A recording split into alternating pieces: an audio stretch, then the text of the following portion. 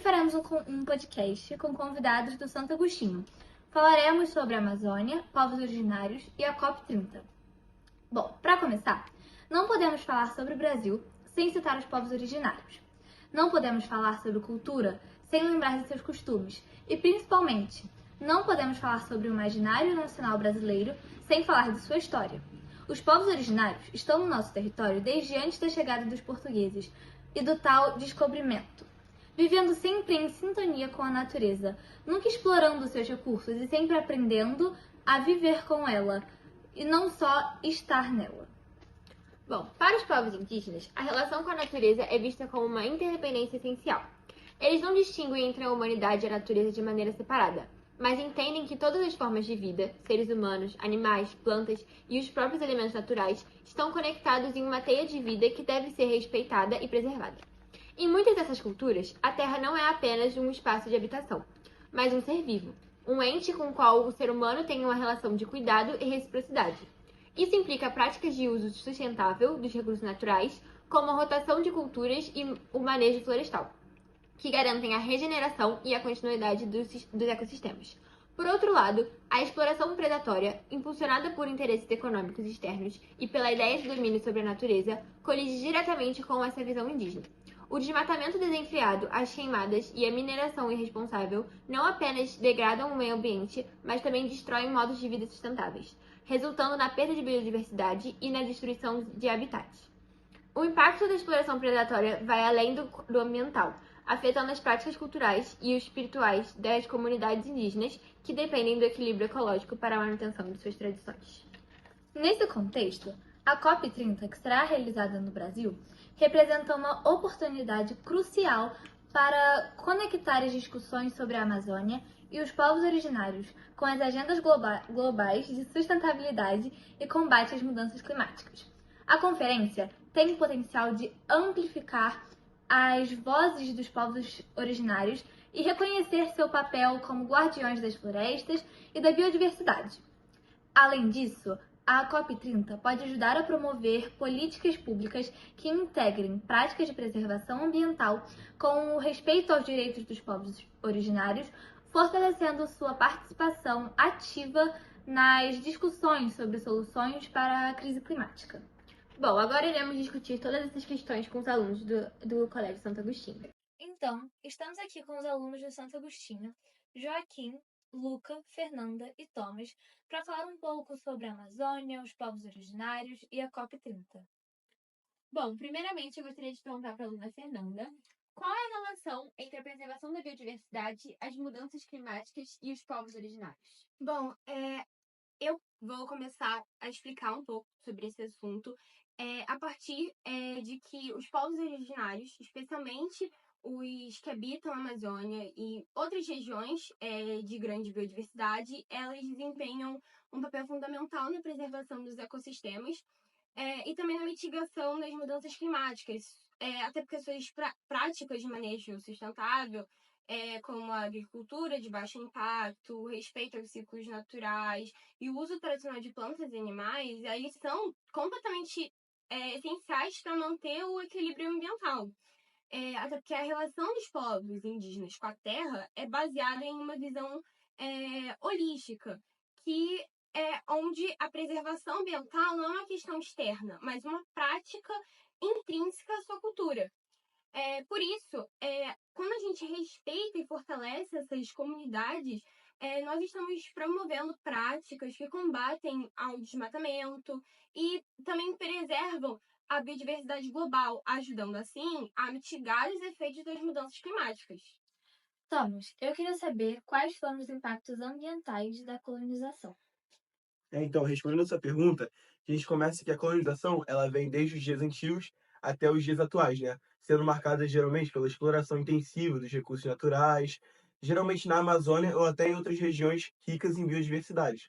E durante esses séculos, os colonizadores impuseram um novo modelo de exploração, baseado mais ou menos no extrativismo e mais ou menos na monocultura, sem considerar, claro, os impactos ambientais e sociais de suas ações, que, através dessa forma, o resultado desse processo e o esgotamento desses recursos naturais acabou numa degradação dos ecossistemas e uma marginalização das populações indígenas.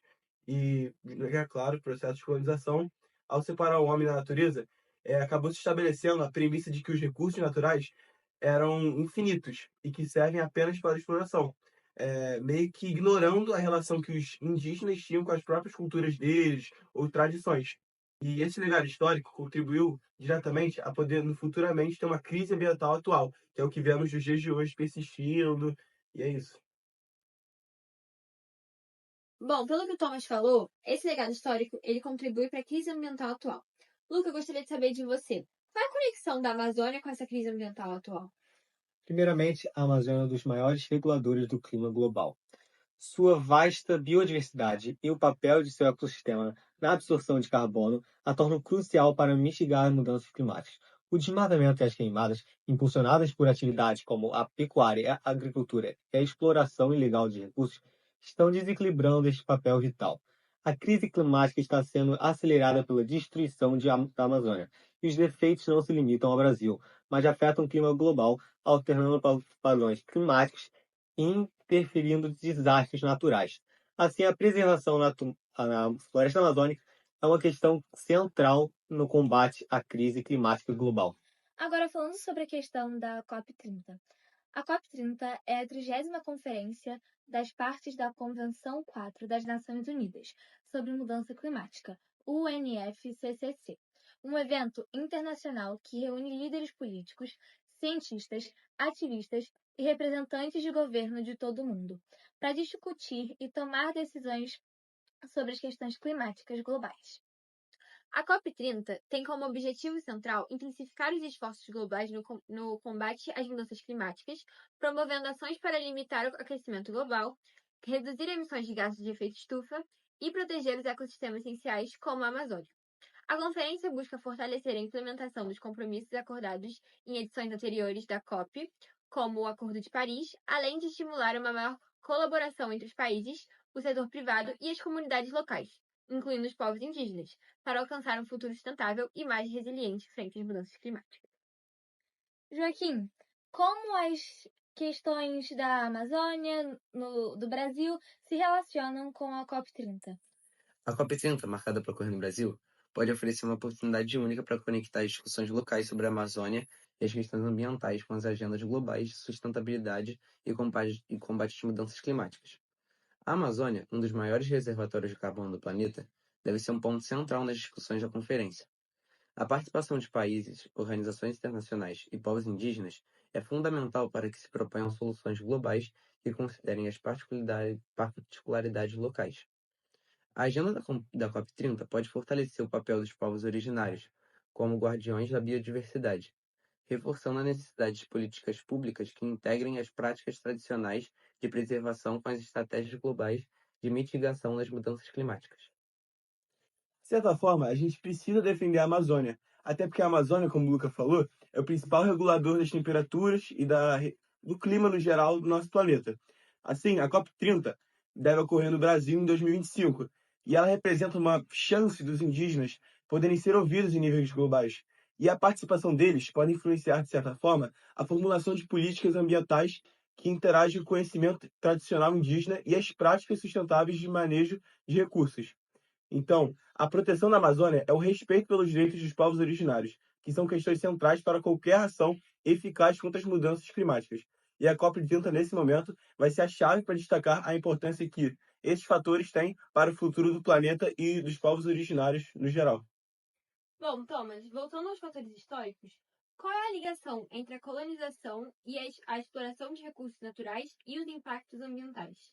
Falando agora nessa temática, a gente pode relacionar que com a chegada dos portugueses no século XXI, 21 não, né? 21 é o que estamos, mas porém 16, iniciou-se um processo de colonização que rapidamente colocou o Brasil como um grande forte ponto de recursos naturais para a metrópole europeia, que no caso seria Portugal. Então, com o ciclo de exploração do pau-brasil, depois a cana-de-açúcar e depois até o próprio ouro, refletiu um modelo econômico extrativista e dependente que priorizava a exploração de recursos naturais, em detrimento da preservação do meio ambiente. Porém, esse desmatamento das florestas tropicais acabava prejudicando, de certa forma, a vida dos indígenas que lá viviam, através de impactos ambientais, dessa exploração, e até como caso de como é que eu posso te explicar? Dos indígenas tendo que se mudar de locais, ir para outros locais devido a essa exploração europeia. Então, é uma forma que a gente pode relacionar dessa temática. Agora, antes de continuarmos a entrevista, é importante falarmos sobre conceitos importantes: a cultura, o relativismo cultural, o etnocentrismo, o eurocentrismo e o antropoceno. Sobre cultura, no contexto da colonização, a cultura indígena foi considerada inferior à cultura europeia. Em muitos aspectos da vida dos poucos povos originários foram desprezados ou até mesmo criminalizados. A visão colonizadora procurou impor seus próprios valores, modos de vida e religiosidades, muitas vezes desconsiderando as complexidades das culturas indígenas. Bom, agora, para falar de etnocentrismo, você sempre tem que pensar que é uma tendência que é de avaliar outras culturas a partir dos próprios critérios da sua própria cultura. Bom, no Brasil colonial, principalmente, isso manifestou na ideia de que as culturas indígenas elas eram uma cultura primitiva, eram culturas e precisavam ser civilizadas à luz dos padrões europeus. Assim, esse olhar etnocêntrico ele justifica práticas de dominação e marginalização dos povos originários, como aconteceu aqui no Brasil, né, que eram vistos como obstruções ao desenvolvimento da sociedade colonial. Então, sobre o o eurocentrismo é a visão de mundo que coloca a Europa e seus valores como o centro de medida de todas as outras culturas. No Brasil, essa perspectiva foi fundamental para a construção da identidade nacional, já que as outras culturas indígenas e africanas foram sistematicamente subvalorizadas e desconsideradas, contribuindo para a homogeneização e invisibilidade da diversidade cultural do país. Agora, falando sobre o antropoceno, podemos definir ele que ele é um termo proposto para descrever uma nova era geológica caracterizada pela grande influência de atividades humanas sobre o planeta, em contraste com o Holoceno, que é a era geológica em que vivemos desde o fim da última era glacial. O antropoceno enfatiza o impacto significativo da humanidade no meio ambiente, incluindo, de certa forma, o aquecimento global, a perda de biodiversidades, a poluição e a alteração dos ciclos naturais. E esse conceito surge através de seres humanos, que por meio de suas ações, como a exploração de recursos naturais, urbanização e a industrialização, se formam uma força geológica, alterando de uma maneira irreversível a Terra.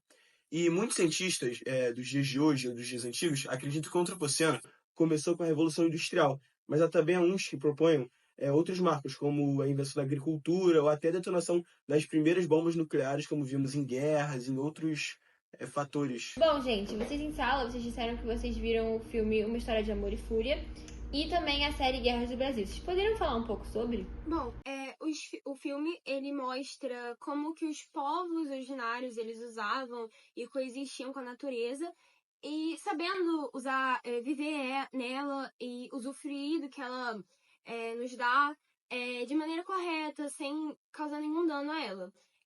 E para esse povo, a fauna, a flora são sagrados e por isso eles devem ser cuidados de forma muito especial, extremamente especial.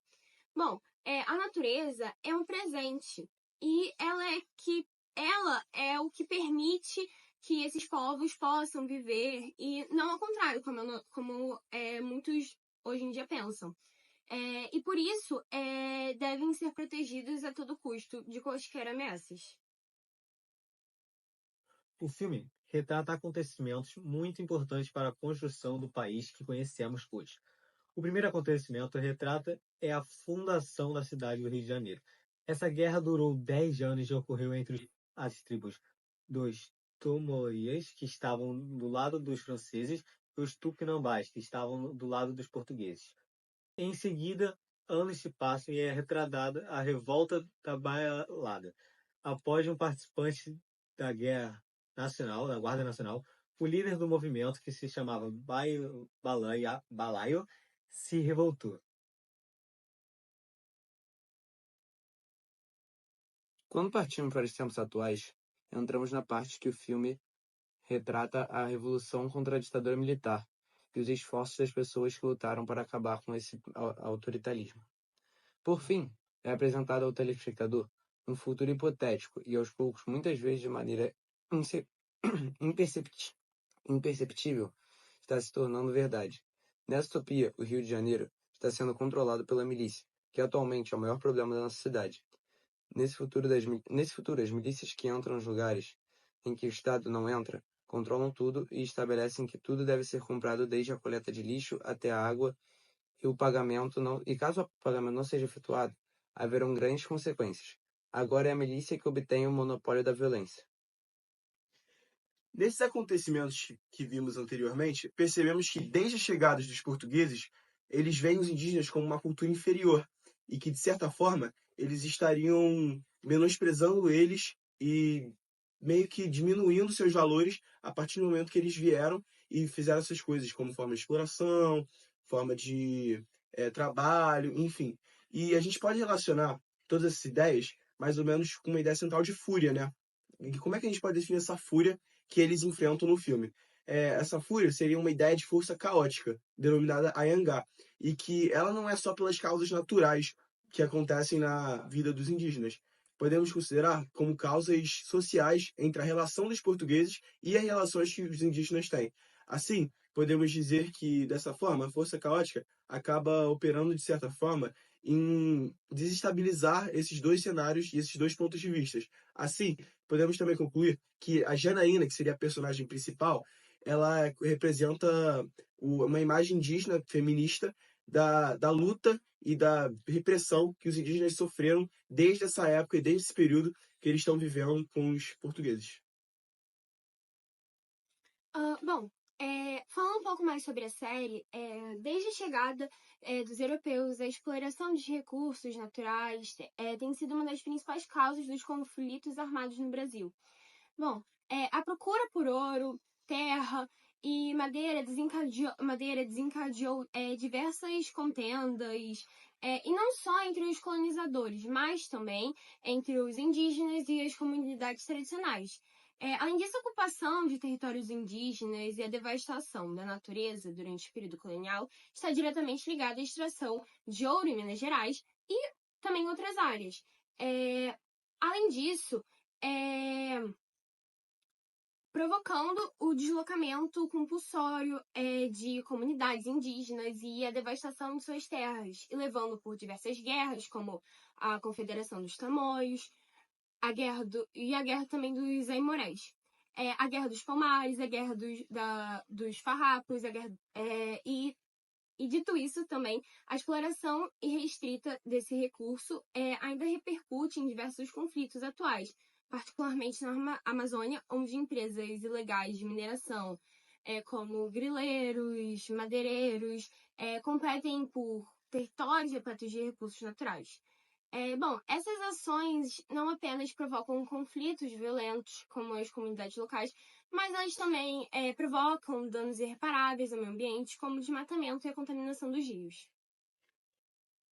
Ao longo da história brasileira, os indígenas e as comunidades tradicionais desempenharam um papel crucial na resistência à invasão e ao processo de colonização.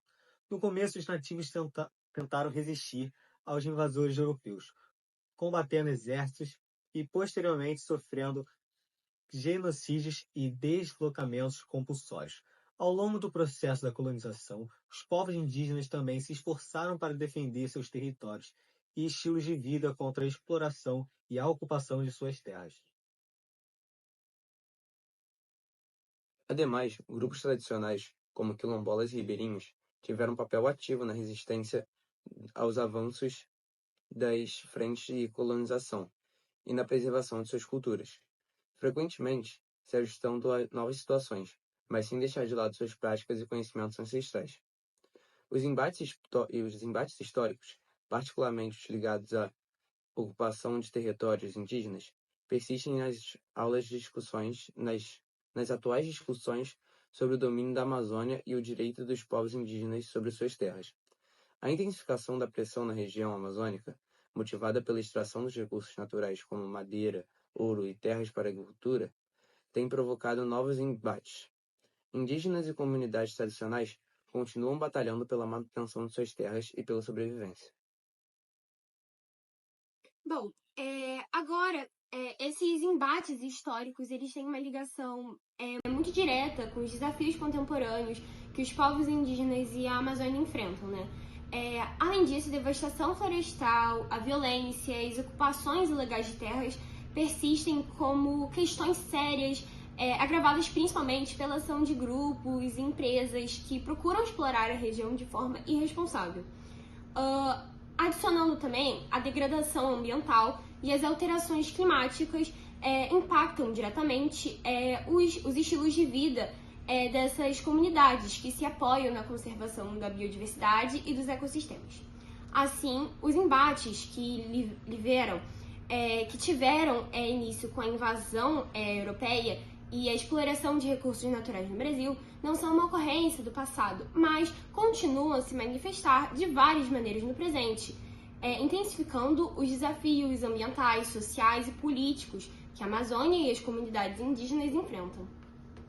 Essas questões que acabamos de citar, elas ganham maior relevância no cenário de antropoceno, onde as atividades humanas causam um efeito global e irreversível no meio ambiente. Isso torna crucial e ponderado sobre as ações que conhecimentos indígenas e as práticas sustentáveis podem proporcionar para um futuro mais igualitário e justo dentre essas causas que estamos falando. Bom, depois de ouvirmos tudo que foi falado no podcast, é importante ressaltar que essa luta indígena não é por nada, ela tem um motivo. E percebermos também que nós podemos e temos que aprender muitas coisas com eles. Como viver num ambiente sem machucar a natureza nem o ser humano. Bom, gente, foi isso. A gente espera que vocês tenham gostado do nosso podcast e que tenha servido de aprendizado para vocês. Muito obrigada por assistir até aqui.